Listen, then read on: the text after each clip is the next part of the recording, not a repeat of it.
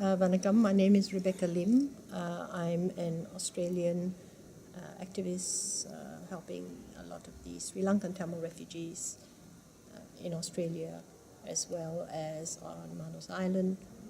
And I'm here in Geneva for the 40th session of the UN Human Rights Council session on Sri Lanka. So many of you may or may not know that Sri Lanka was referred to the UN for the war crimes in 2015, and in 2017 they requested for a 2-year extension because the government had not implemented a whole range of transitional justice mechanisms. In 2019 they've asked for another 2-year extension for time to implement more of the requirements of the resolution. So I guess it is now 10 years since the end of the war.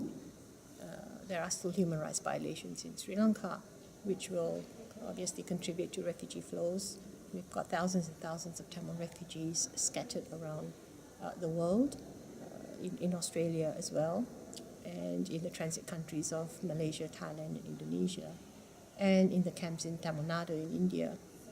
I guess if the refugees are not being resettled in first world countries, and many people do want to go home, the human rights situation in Sri Lanka needs to improve for people to be able to consider to go home. It's not easy to be a refugee, not easy having to learn a new language, being in a new country, trying to find work, missing your family, that kind of thing.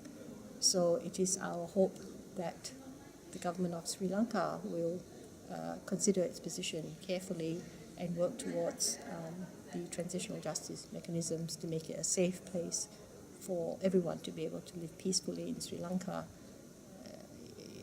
The reality is that people don't feel safe to return and live in Sri Lanka.